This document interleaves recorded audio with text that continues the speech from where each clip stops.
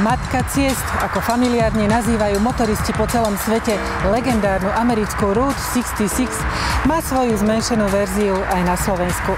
Projekt s rovnakým názvom odštartoval zhruba pred rokom v nemeckej okrese Brezno. Okrem zámeru dobudovať túto cestu ako vzorovú, bezpečnú európsku cestu prvej triedy, nás slovenská Route 66 zaujala aj preto, že si kladie za cieľ prispieť k rozvoju cestovného ruchu v Banskobystrickom kraji.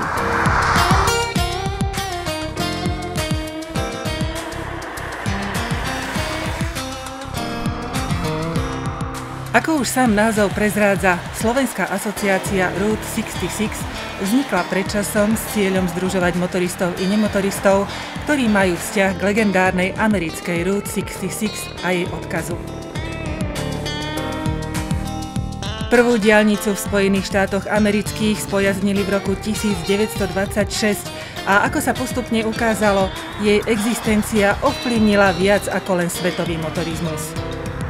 V čom je odkaz alebo vzor americkej Route 66? Predovšetkým v bezpečnosti, pretože tam, kde je diaľnica, je bezpečnosť. Po druhé, a najmä toto nás oslovilo, mimo tej bezpečnosti, rozvoj regiónu, kade táto cesta, táto americká diaľnica od stredovýchodu až po západ viedla.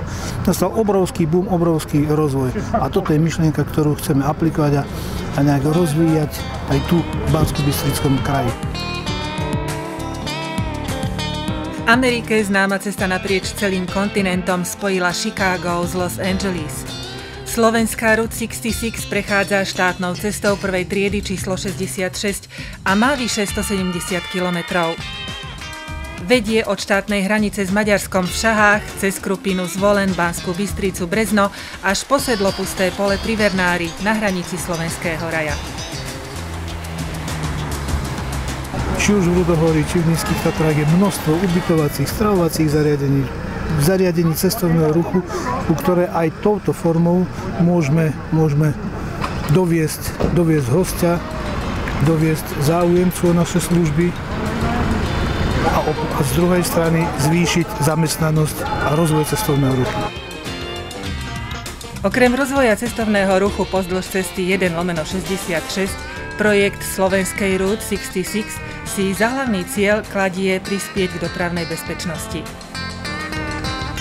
Aby sme dali projektu vážnosť, tak sme túto cestu deklarovali voči Európskej komisii ako záväzok, že na nej vytvoríme európsku vzorovú bezpečnú cestu prvej triedy. S tým, že pilotný úsek sme naplánovali na Banskú Bystricu a Brezno s plánovaným objemom finančných prostriedkov. Treba povedať, že aj tento úsek, aj ďalšie úseky na Route 66 sú v rozpore so súčasnou legislatívou z hľadiska bezpečnosti. Je tam množstvo nástrah nebezpečných občanovi ohrozujúcich život skutočnosti. Toto má a bude tento projekt riešiť.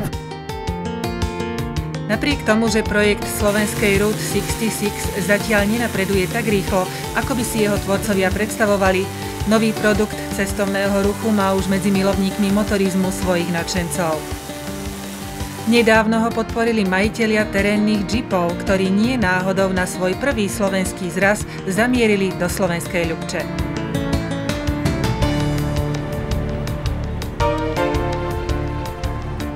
Tieto autá, pri ktorých momentálne sme, sú originál Američani, takže prečo nepodporiť dve akcie v jedno. 66 v podstate tieto autá poznajú, už mnohé kilometre boli najazdené, už či smerom od Horehronia, od Brezna, alebo či už od juhu od Čiech.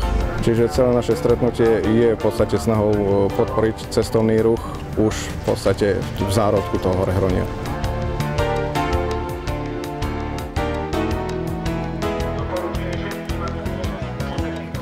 Podujatie vzniklo kvôli tomu, lebo sme mali spoločné stretnutie s asociáciou Route 66 a rozhodli sme sa, že však k Slovenskej asociácii Route 66 určite budú patriť slovenské Wranglery a rozhodli sme sa, že to spojíme s osadením prvej značky na ceste Route 66. A keďže sme hrdí v podstate na to, že tie cesty sú 3 na svete, jedna je v Amerike, jedna v Juhoafrickej republike a tá tretia 66 je tá naša. Pre tých účastníkov je to veľmi zaujímavá vec. Pre organizátorov je to viac menej prestíž, ktorú my my trošku chceme podporiť aj ten cestovný ruch, aj tú vôbec myšlienku prepojiť to s podnikateľskou štruktúrou tu v tomto regióne, lebo črtá sa tam dosť veľa možností.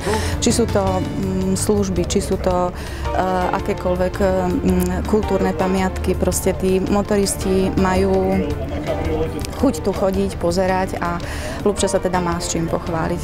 Ako máme tu naozaj obrovskú históriu, ktorú možno mnohí podceňujú, tak veríme, že ju sprostredkujeme týmto všetkým nielen návštevníkom, ale v podstate aj cudzincom.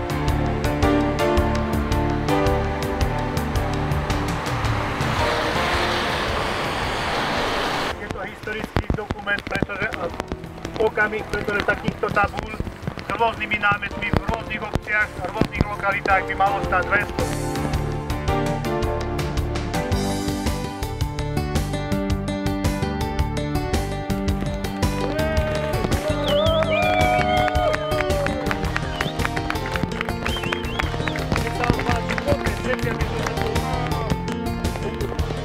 Odhalenie prvej tabule s logom slovenskej Route 66 pri slovenskej Ľupči sprevádzal napokon silný dážď.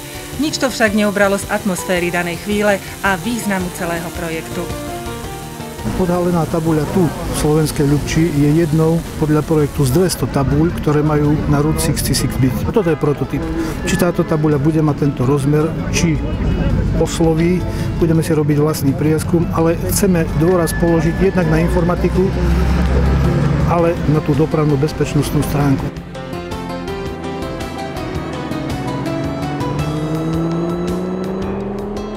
Projekt je na svete podstatne viac ako rok, ale rok mala byť doba, kedy otvoríme ten pilotný úsek. Po páde predchádzajúcej vlády úradníci položili perá a projekt sa roztriasol.